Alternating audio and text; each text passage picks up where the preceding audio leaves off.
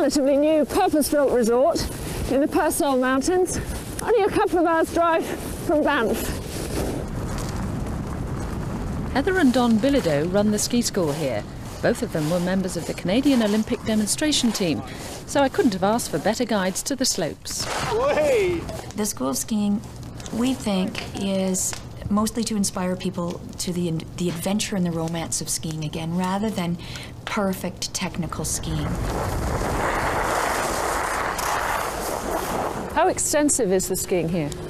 Well, quite extensive. I mean, we have over 4,000 vertical feet of skiing, and quite a number of runs and new bowls. So there's some nice big expert bowls like the Extreme Dream at the top. So are you saying then that beginners and intermediates, really there's not much here for them? No, conversely, I think there's a lot for them. What the Extreme Dream has done is given us a better mix for the expert skier. So at this time, it's still about a 20% novice, 60% intermediate, and 20% expert ratio. Here we are.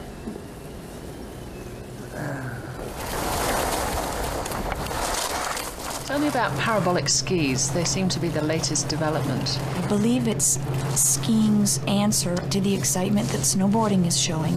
Its shape is much like an hourglass. It has a wider tip and a wider tail, and there are certain exercises that will show that if you put the ski onto its edge, the ski will arc back radically underneath you.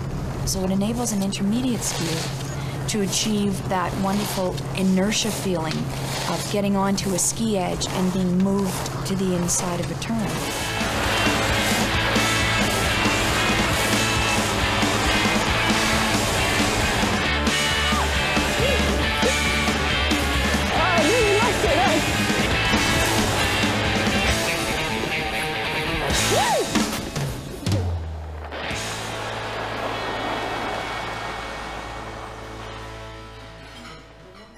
In my mind, it's a real skier's mountain. It's a place that is maybe a little off the beaten track, but it also is not a shopping mall. There are no lineups to go down the hill. They are wide open slopes with a lot of fall line, spectacular grooming, beautiful scenery. I think it's a unique area, and once you get here, it's hard to leave. Whee! Fantastic snow. It's wonderful.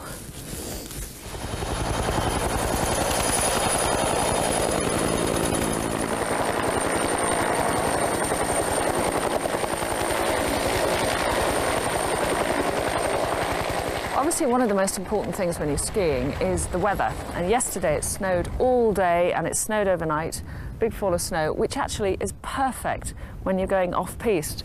And today we're planning to do the ultimate in off-piste skiing, heli skiing. So we've got loads of fresh snow. We're just hoping that we'll get some blue sky as well. My companions today are Dan, who's our instructor, Pat, who's a fellow skier, and Rob, who's going to be snowboarding.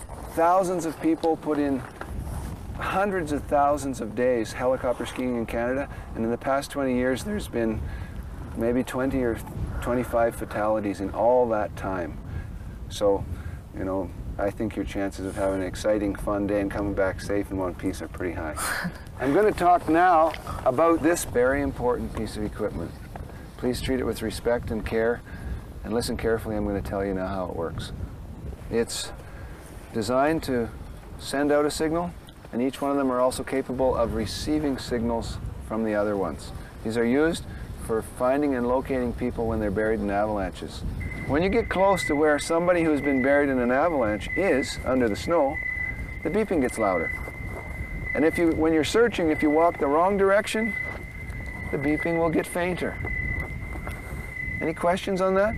And how long would this take to search for somebody if they really were buried in an avalanche? We did an avalanche rescue practice yesterday, and we found 4 people in 7 minutes. So, of course, it depends on your skill. Depends on a lot of circumstances, but these things here are your ticket to surviving in an avalanche. Watch them.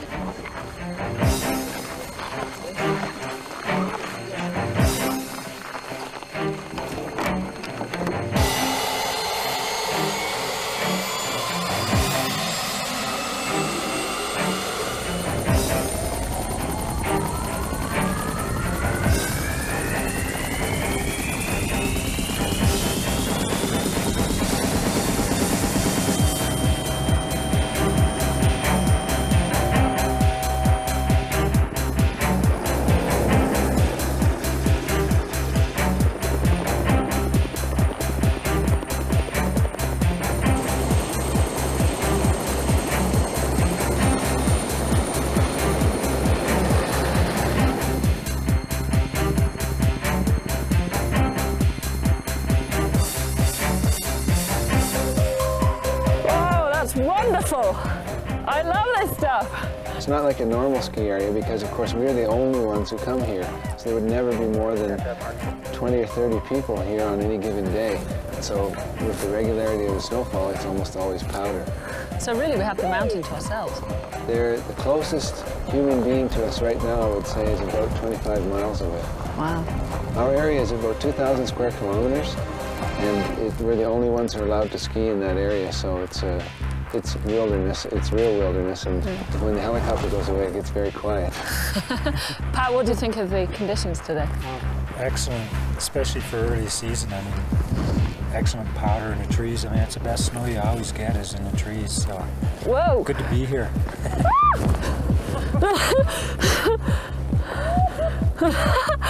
Nobody told me about that! Oh, I love it! Rob, what about snowboarding? How are these conditions? It's excellent, but knee deep and super soft. A lot of float and just a lot of sink. It's awesome.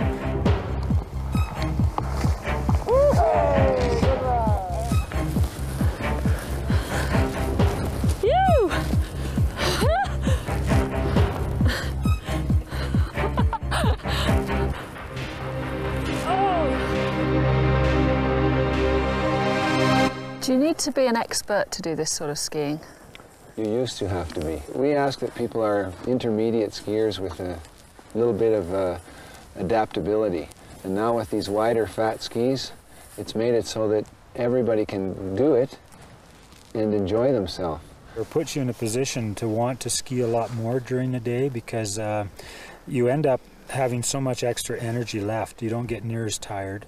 What is the real difference then with the fat skis? Off-piste, in the powder or in any kind of deep snow, you must stand with equal weight on both feet. Now, the fat ski gives you a little break on that. You can still do a little bit of this you can cheat a bit. Yes, that's right. and get away with it and still stay on your feet and turn the ski through the powder. Rob, what do you like about snowboarding then? My favorite thing would be just the float and just the rhythm of it. And if you can time your turns with the rhythm, it's a really incredible feeling. Yeah, you like jumping? Yeah, definitely. A bit of air time's fun. You wouldn't mind coming and giving us a lift?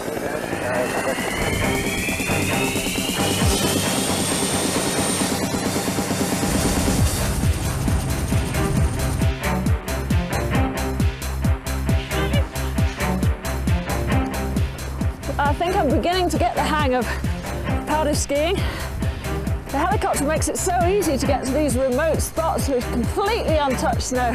And even though it's been snowing today, it's been fantastic. 10-4, how do you read me?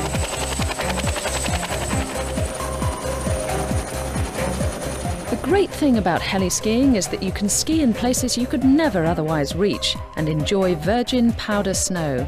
A real skier's dream. For regular skiing, Panorama is a quieter alternative to the larger and better-known resorts, but Canada now means much more to me than just skiing. How can I ever forget the Huskies, or the night I slept in my own handmade snow house? Not to mention my success with ice fishing, and the thrills of the Olympic bobsleigh.